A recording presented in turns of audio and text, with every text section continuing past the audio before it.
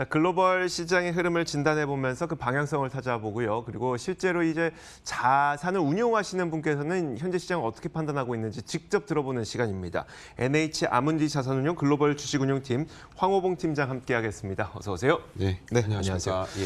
제가 그 팀장님하고 거의 한 반년 가까이 지금 방송을 하면서 가장 인상 깊었던 게 한 여름쯤부터였었나요? 저희한테 계속 유럽 주식을 좀 편입해라라고 계속 얘기를 해주셨거든요. 근데 그게 잘 와닿질 않았었어요. 네. 그러다 며칠 전에 유럽 주식을 좀 보다 보니까 닥스 신고가, 뭐 까크 신고가 막 이런 상태더라고요. 그래서 이거 보면서 아 이걸 좀 미리 체감했었어야 되는데라고 생각을 하면서 유럽 주식이 요즘 왜 이렇게 잘 오르는 건가요? 일단은 사실 뭐 말씀하셨듯이 지금 연일 신고가를 계속 진행을 하고 있고 뭐 미국이랑 유럽이랑 사실 올해 따져 보면은 거의 한 24% 정도씩을 오른 것 같아요. 유럽도요? 예, 유럽도 그 정도 지금 오른 것 같은데 원래는 유럽 시장이 미국 시장 대비 이렇게 연으로 끊어서 봤을 때는 좀 항상 좀 이렇게 최근 몇 년 동안은 좀 안 좋은 퍼포먼스를 보였었습니다. 근데 이제 올해는 사실 여름에는 조금 더 좋았고 가을도 조금 더 좋았고 최근 들어서 이제 미국 주식이 또 신고가 올라오면서 좀 비슷한 연초 기준으로 그런 상황이 좀 됐는데요. 사실 이제 상대적으로 어떤 주식, 그러니까 국가별로 봤을 때 어떻게 좀 스톡스 50이 S&P 500보다 더 좋은지를 좀 보려면 그 스타일을 좀 봐야 될 것 같아요. 근데 지금 미국과 이제 유럽의 이제 스타일을 사실 이제 좀 구분을 해서 좀 어떻게 보면 성격을 좀 사실 보자면 유럽이 미국 주식 대비해서 이제 가치주 비중이 조금 더 높은 모습을 볼 수가 있습니다. 한 39% 정도로 미국이 가치주가 한 32% 정도로 지금 되어 있는데 그 한 7%포인트 정도 지금 높은 모습을 좀 볼 수가 있고 그게 퍼센테이지로 따지면 유럽 주식이 미국 주식 대비해서는 한 20% 정도가 가치주가 좀 높은 모습을 볼 수가 있고 그다음에 이제 PER 기준으로 놓고 봤을 때에도 한 미국이 조금 20이 조금 넘어가는 그런 상황이거든요. 근데 이제 유럽은 아직 한 18 정도 수준에 좀 머물러 있어서 한 10% 정도는 유럽 주식이 미국 주식보다 좀 싸다. 이렇게 좀 볼 수가 있습니다. 이제 그 외에도 미국 주식이 배당은 한 2에서 2.5% 주는 반면에 유럽 주식은 한 4.5% 정도, 그다음에 그 이상 좀 주는 그런 성향을 보여주고 있고 또 그리고 섹터 면에 있어서도 유럽은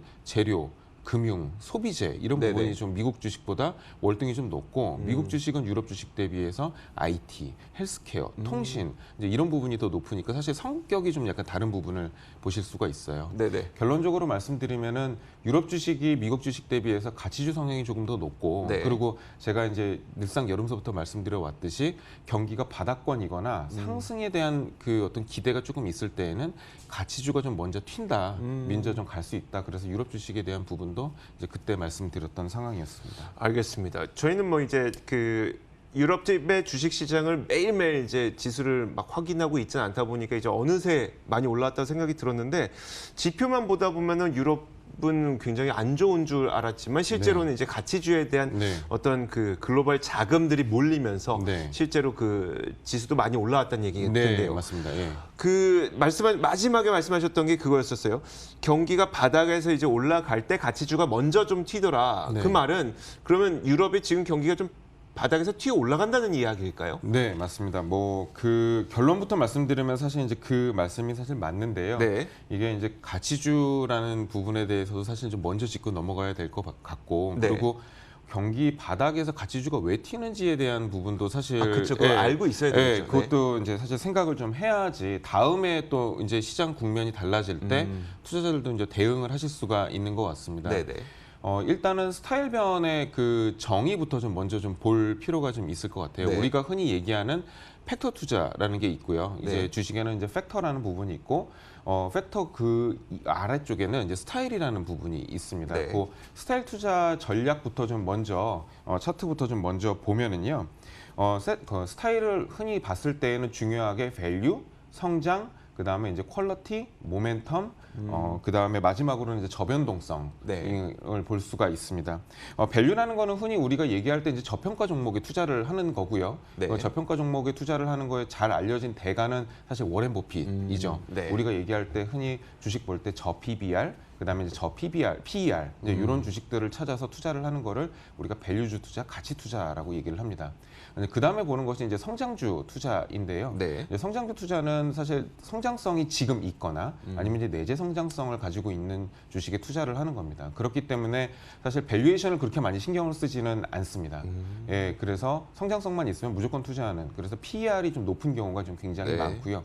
세 번째로는 이제 퀄리티 투자인데요. 이제 퀄리티 투자는 이제 재무적으로 우량한 회사에 투자를 하는 겁니다. 우리 흔히가 지표로 봤을 때는 ROE나 아니면은 ROA가 좀 높은 기업에 투자를 하는 그런 모습을 좀 볼 수가 있고요.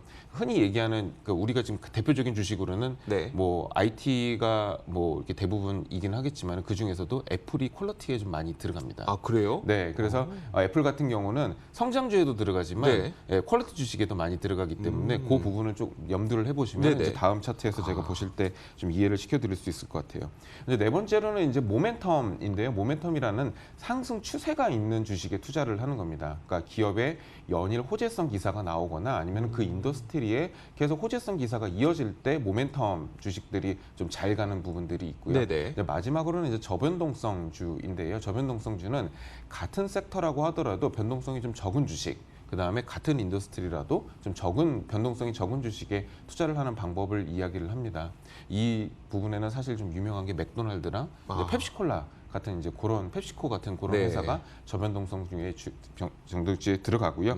이제 마지막으로 이제 이 외에도 이제 고배당주, 네네. 이제 배당이 높은 주식에 투자를 하는 고배당 스타일의 투자. 그 다음에 이제 사이즈라고 하는 거는 시총이 적은 기업이 시총이 많은 기업들보다 어떤 상황에 같은 상황에 직면해 있을 때 좀 더 상승폭이 크더라. 그래서 그런 주식에 투자를 하는 걸 사이즈 투자라고 얘기를 합니다.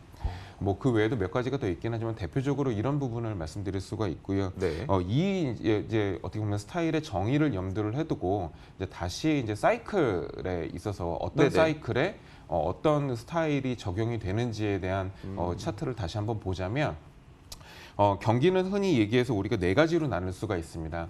침체기, 그다음에 회복기, 그다음에 확장기, 후퇴기 이렇게 네 가지로 나눌 수가 있는데 네네. 이제 침체기 부분에 있어서 보시면은 경기 사이클 대비 마켓 사이클이 조금 더 선행하는 부분을 보실 수가 먼저 있거든요. 올라오네요. 네. 네. 마켓 사이클이라고 하는 거는 흔히 우리가 얘기하는 투자 자산의 사이클을 이야기를 합니다. 네. 우리 얘기하는 스마트머니라고 얘기하지 않습니까? 네네. 스마트머니가 먼저 움직이기 때문에 마켓 사이클이 경기 사이클보다 먼저 선행을 하고요. 지표로 봤을 때는 우리 OECD나 컨퍼런스 보드의 경기 선행 지수가 저 마켓 사이클과 경기 사이클의 중간 정도쯤에 위치를 한다고 보시면 될 것 같아요. 네네. 그래서 일단은 마켓 사이클이 조금 상승을 하려고 하고 그 다음에 경기 사이클이 하강 국면, 그러니까 어떻게 보면은 GDP나 아니면 각종 지표들이 떨어지거나 아니면 네네. 바닥을 기고 있는 그런 상황. 하지만 주식은 조금씩 움직이려고 하는 그런 상황이 이제 침체기입니다.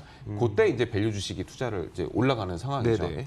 왜냐하면 사람들이 저 때는 어떻게 될지 모르기 때문에 절반은 올라간다, 절반은 더 떨어진다 이런 심리가 강해지기 때문에 좀 싼 주식 네네. 아니면 재무적으로 우량한 주식들에 투자를 하는 심리가 강해집니다. 그 다음에 회복기에 접어들게 되면은 마켓 사이클은 이미 좀 랠리를 하게 되고 경기 사이클은 인제 반등을 하게 되는데 네네. 저 때는 이제 성장주가 달리게 되고요. 이제 그 다음에 이제 확장기로 접어들게 되면은 이제 주식이 비싸다라는 얘기가 나오기 시작합니다. 네네. 왜냐하면 꼭지에 다다른 거 아니냐라는 얘기가 나오기 때문에 주식이 이미 조금 빠지는 주식들도 있고 약간 멈칫멈칫하는 주식들도 있습니다. 근데 네. 저럴 때 이제 우리가 투자를 하는 게 저변동성주. 그 다음에 이제 퀄리티 주식은 계속 유효를 하게 되고요. 이제 그 다음에 고배당주도 경기 고점이 되면은 다시 각광을 받게 됩니다. 이제 마지막으로 후퇴기에 접어들게 되면은 사실 저 때는 어떤 주식이든지 대부분 다 떨어지는데 네. 다시 사람들이 그래도 믿을 거는 싼 주식 더 떨어지지는 않지 않을까라는 네. 그런 생각 때문에 현금을 보유하거나 아니면 밸류 주식 쪽으로 손을 대거나 조금 더 성향이 강한 사람들은 퀄리티 주식을 갖게 되죠. 이제 이런 사실 일반적인 스타일을 좀 놓고 어떻게 보면은 경기 선행 지수와 그다음에 가치주와 상대주에 대한 그 좀 지수를 다시 한번 좀 보게 되면은 그럼 지금부터 살펴볼 건 그건가요? 이제 지금 침체기, 회복기, 확장기, 후퇴기라는 이제 어떻게 보면 우리가 텍스트적으로 볼 수 네. 있는 경기 사이클과 마켓 사이클을 봤는데 지금부터는 그러면 현재 단계가 그러면 어느 단계에 와 있는지를 확인시켜 주실 건가요? 네, 맞습니다. 네, 현재 한번 단계가 보죠. 어느 네. 단계인지 확인을 하고 그다음에 이전에는 이런 것들이 어떻게 영향을 미쳤는지를 좀 볼 필요가 있어서 네네. 다시 OECD 선행 지표와 그다음에 가치주와 상대주의 그 성장주의 상대 성과를 좀 보면은 이 표를 한번 설명을 해주세요. 좀 복잡해서. 표를 복잡해서 좀 말씀을 드리겠습니다. 이게 지금 산등성이처럼 나와 있는 게 OECD 선행 지표입니다. 네. 그러니까 경기가 지금 어떻게 될 것이다라는 거를 6개월 이전에 만들어내는 OECD에서 나오는 선행 지표고요. 네. 그다음에 요 그래프로 나와 있는 거는 러셀 1000이라는 지수의 가치주와 성장주의 상대 성과입니다. 네. 상승을 하는 거는 가치주가 좀 더 성장주 대비 우위에 있다라는 뜻이거든요. 네. 2001년도와 2년도 부분, 그다음에 2005년도에서 7년도 부분, 12년도, 13년도, 그다음에 15년도, 16년도 부분을 보시면은 네. 가치주가 성장주 대비해서 먼저 상승하는 모습을 보실 수가 있고 그러네요. 그 뒤에 경기 선행 지수가 따라 올라오는 모습을 볼 수가 있습니다. 네. 명확하게 보이죠. 네. 이제 12년, 13년도도 마찬가지입니다. 지금 반등은 미약하긴 하지만 가치주가 먼저 올라오는 모습을 볼 수가 있고 그렇죠. 그다음에 15년도도 아래쪽이긴 하지만 가치주가 좀 성장주 대비 먼저 상승하는 모습을 볼 수가 있습니다. 그러고 그 뒤에 나더니 경기가 선행지수가. 올라오는 거죠. 네. 이제 지금 상황을 놓고 보자면 바닥을 다지는 모습인데 지금 작년 여름서부터 가치주가 성장주 대비해서 조금씩 반등을 하려는 그런 움직임들이 계속 포착이 되고 있고요. 네네. 그 이후에 그 선행지수의 하락폭이 조금 둔화되는 그런 모습을 좀 볼 수가 있습니다. 사실 12년도, 13년도와 15년도, 16년도는 각각으로 봤을 때 유럽 주식이 미국 주식 대비 한 10% 그다음에 3% 정도는 아웃퍼폼을 하는 모습을 볼 수가 있어서 네네. 이제 바닥에 있을 때는 유럽 주식이 좀 더 상승을 많이 했다. 이 부분이 저는 가치주의 상승으로 좀 그 무게를 좀 두고 있는 그런 상황입니다. 유럽 경기가 그럼 지금 바닥을 지나고 있는 건가요? 다시 이제 또 돌아가서 이제 네네. 적용을 해서 이제 다시 한번 볼게요. 네. 일단은 아까 말씀드렸던 대로 가치주가 또 먼저 반등을 하는 모습을 그렇죠. 보면 네. 이제 그거를 이제 성장을 먼저 한다는, 그러니까 바닥을 다지고 있다라는 부분을 알 수가 있는 거고, 네. 그 다음에는 이제 펀더멘탈을 이제 확인을 하면 이제 그쵸. 진짜 바닥이 있는지를 한번 볼 수 있으면 확실해질 것 같아요. 네. S&P 500이랑 유로스톡스 50을 한 9월 1일서부터 사실 놓고 보면 윗선이 유로스톡스 50이고요. 네. 아랫선이 이제 S&P 500입니다.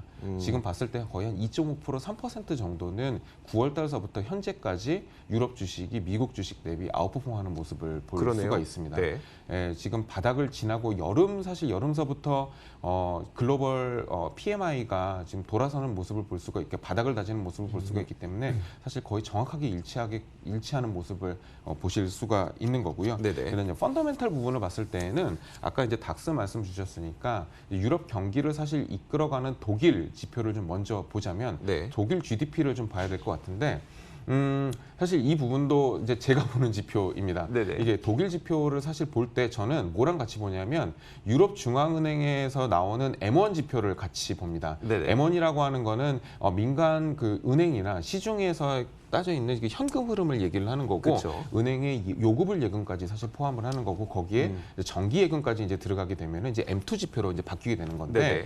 이제 M1 지표를 사실 놓고 먼저 보자면 경기 선행 지수에 대비 이제 먼저 움직이는 모습을 볼 수가 있죠.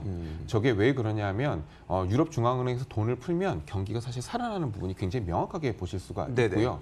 지금 상황을 놓고 보자라고 하면 마지막에 올해 들어와서 M1 지표가 상승하는 모습을 보실 수가 있죠. 네. 이제 그 뒤에 독일의 GDP는 바닥을 기는 어떻게 보면 하락을 하다가 이제 바닥을 다지는 모습을 보실 수가 있어서 여지껏 패턴으로 놓고 봤을 때는 M1 지표가 저렇게 상승을 할 때는 독일 GDP 상승률도 좀 올라갈 거다. 이제 이렇게 생각을 하고 있습니다. 자, 네. 그렇다면 이런 시장이 펼쳐지고 있다는 것을 이제 전제 조건으로 봤을 때 어떻게 투자를 해야 된다는 걸까요? 그럼 지금 상황에서는? 사실 이제 어떻게 보면 이제 욕심이 나실 수도 있을 것 같아요. 이제 네. 바닥 찍고 올라가면은 그러니까요. 이제 IT로 몰자. 그다음에 네. 신흥국으로 주식을 좀 몰아서 수익을 좀 확 당겨가자. 네, 라는 성장주에 이제 대한 생각을 하실 수가 뭔가, 있는데 네.